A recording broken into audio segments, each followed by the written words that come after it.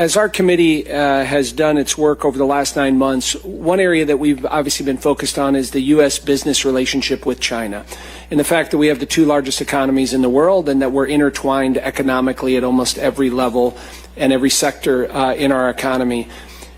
But we've also tried to drill down a little bit on, that relationship. And I think one inflection point that we've focused on is when we allowed China into the World Trade Organization roughly 20 years ago, and the expectations of what we thought would happen there.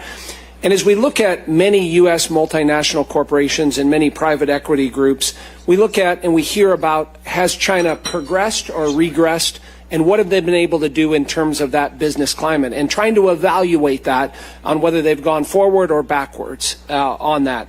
And we also hear a lot about, well, that's the price of doing business in China, of being in bed with the CCP over the last 20, 30, 40 years. And that many of these corporations and companies, they look the other way when it comes to human rights, IP theft, the fact that China is a surveillance state and has doubled down on that, and the lack of a free press. And there's lots of other things. But I guess, Mr. Clayton, as you look at the last 20 years and we think about how China has or has not liberalized their economy, modernized, put in more transparency, and can you evaluate the pros and cons on whether the status and the narrative of how China has gotten better or worse? It's a great question, because we shouldn't forget how we got here, right? Deeply interconnected, large amounts of cross-border investment and the like, and a level of interconnection that, for all the reasons we discussed, makes us uncomfortable.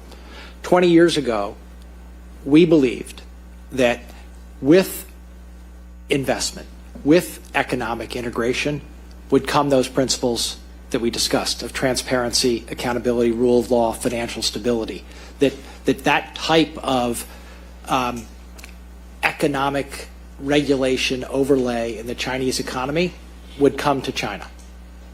It has happened in the past. Other countries that have emerged and have grown have adopted that approach to international financial integration. That bet didn't pay off. That's the simple way to say it, is that level of transparency, accountability, commitment to financial stability did not emerge.